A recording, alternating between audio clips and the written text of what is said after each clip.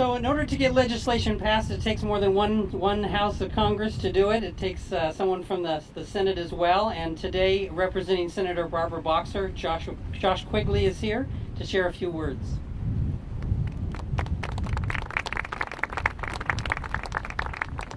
Well, thank you, Tom. It is an honor to be here today to represent Senator Boxer at this event. She would have liked to have been here, but she did ask me to come and just deliver some brief message on her behalf. 69 years ago, the Port Chicago community suffered the worst homefront disaster of World War II when nearly 5,000 tons of ammunition being loaded on ships exploded. Tragically, 320 sailors, cargo handlers, and crewmen, nearly two-thirds of whom were African American, were instantly killed. Their devastating deaths also changed American history, helping to spur the desegregation of the armed forces. Shortly after the explosion, those stationed at Port Chicago were ordered to resume work at a nearby site, but they refused, citing unsafe conditions. The Navy arrested hundreds of sailors on various charges, and 50 of these men were charged with mutiny. All were African American, and all were convicted. Thurgood Marshall took up the case of the Port Chicago 50, and although he could not get the convictions overturned, he did win them clemency. These events raised nationwide awareness about the injustice of segregation, and the official Navy account of the Port Chicago tragedy states that when President Harry Truman called for the armed forces to be desegregated in 1948, the Navy could honestly say that Port Chicago had been a very important step in that process. I was proud to work with my friend and colleague, Congressman George Miller, to designate this memorial as a unit of the National Park Service to ensure that it and the memory of what occurred here will be preserved for generations to come. Future generations will visit this park to honor the lives of those who died and served here and to reflect on their sacrifices as well as their contribution to American history. The brave servicemen who served at Port Chicago helped pave the way for a better America. Today we mourn them and we remember their sacrifice. Thank you very much.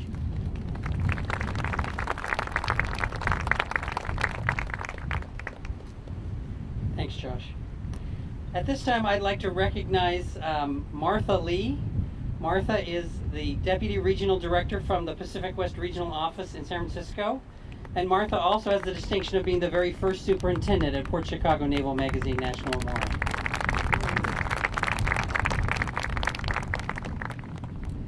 We also have another key partner here in trying to recognize this site and raise the awareness about this site. The National Park Service has a close group that we work with called the National Parks Conservation Association. It really tries to help raise awareness about the important historical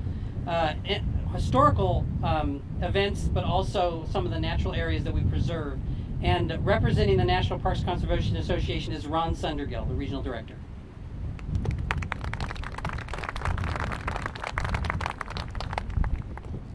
I think I need to borrow your hat so I don't, the sun's in my eyes here, Tom. Thank you very much. It's an honor to be here today. So I work, as Tom said, I work for the National Parks Conservation Association, and 7.5 years ago, I was kind of new to this area, and sat down with John Jarvis, who was then the Pacific West Regional Director of the National Park Service.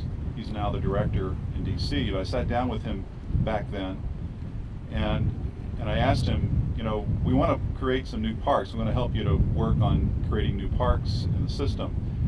And tell me about some of the opportunities that are present here in California, Nevada, and Hawaii, the 3 states that I covered. And the first one he talked about was this park, Port Chicago. And when he first said it, I thought, wait a minute, Chicago? That's where this is in Illinois, because I really didn't know what Port Chicago was, and there are a lot of people out there that still don't know about this story. And so I said to John, after he told me the story, we are with you, John. We are going to work really hard to get this done. And then working with lots of different other organizations, church groups, civil rights groups, etc., military groups, we were able, over the course of about 4 or 5 years, to get it done and to get this park created. Why was it so important to us? You know, there is the story, of course, of the people that lost their lives, which is important in and of itself. But then the civil rights story that you've just heard about is of equal, if not greater importance, and certainly the involvement of Thurgood Marshall in this effort to represent the men that were convicted. So for me, it was one of my two most exciting things that I've done at the National Parks Conservation Association to actually see President Obama sign a legislation during my time in working for this organization that this was his first national park, a park that dealt in many ways with the African American experience here in the United States. When I was, very quickly, I've got just a couple more minutes here.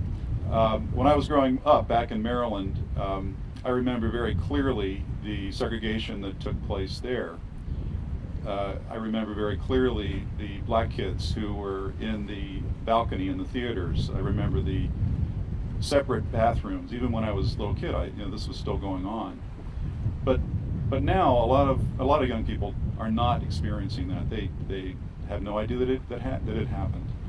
So it's important that the Park Service create units like this one, and there are many others that we're working on, that tell that story and tell the story of other ethnic groups that are not quite covered in the National Park Service units that currently exist. So that's what we're working on, and we're very happy to be here in honor of the people who served here many years ago, and to honor their sacrifice for their country. Thank you.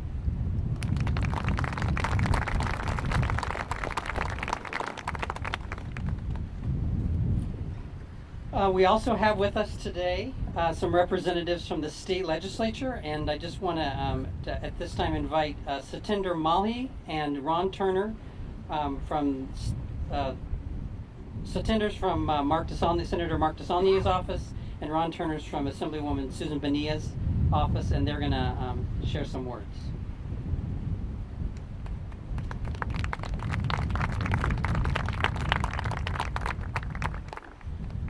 Good morning, ladies and gentlemen. Thank you very much, Tom, to the National Park Service, to the Friends of Port Chicago for having us here this morning. As was just mentioned, my name is Satinder Malhi. I'm a district representative for State Senator Mark DeSaulnier, who represents the 7th Senatorial District, of which Port Chicago Naval Magazine is located in.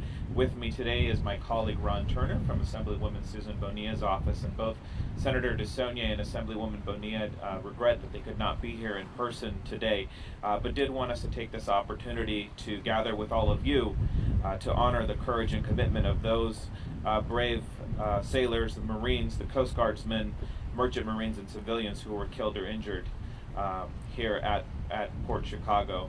And certainly, as was just said before, there is a larger story here, one of civil rights, of human rights, and it is one that we must all take an opportunity to share with one another and with future generations. And we're so pleased to have the National Park Service here and helping to keep that story alive. So thank you very much. And with that, I'd like to turn it over to my colleague Ron Turner, who will make some brief remarks and present a certificate of recognition to the National Park Service. Thank you very much. All right, you're going to have to help me hold on to this, keep it flying away. Good morning, I'm Ron Turner, and I'm a district representative for Assemblywoman Susan Bonilla. And I'd like to thank you for allowing us to be here and to share this moment with you. With my history, it's important for us to not forget about the Black experience. It's our legacy, it's our experience, it's something that we've grown up with. From stories of my father talking about his experience in the Army Air Corps and going through the ranks of the United States Air Force, and we recently buried a close family member from the Tuskegee Airmen, and also dealing with some of the other experiences that we continue to see and have to deal with throughout the country about desegregation and civil rights. This is going to be a challenge for all of us for the next 20, 30, 50 years, and we'll continue to address it. With this particular opportunity, I'd like to read this certification on behalf of Assemblywoman Susan Bonilla.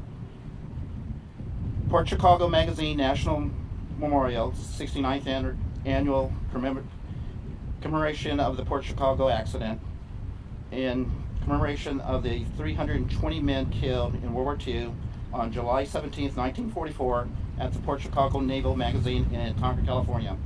The Port Chicago National Memorial is not only a tribute to the 320 men who lost their lives, but served as the catalyst for desegregation in the military.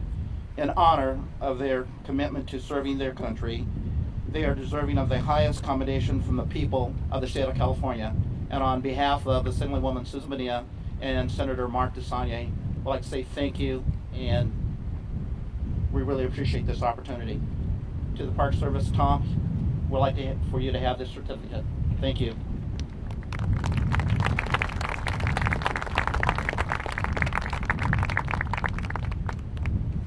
Let's see if I can keep this anchored somehow. All right, thank you so much. I'd also like to recognize Terry Waller, who's here from Senator Lonnie Hancock's office, right here in the front as well.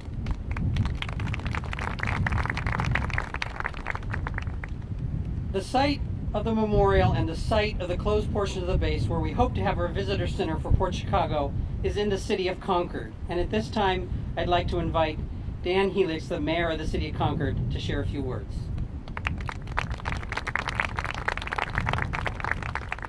Thank you very much. I will be brief, but I do want to introduce the members of the council who joined me today.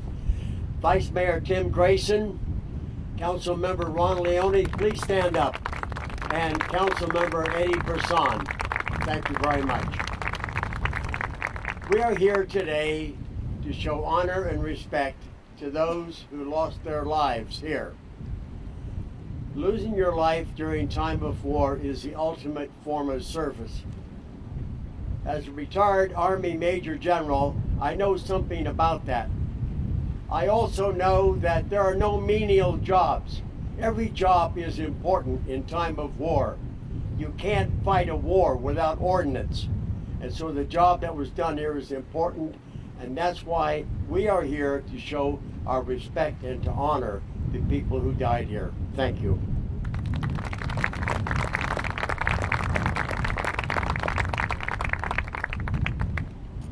Thank you.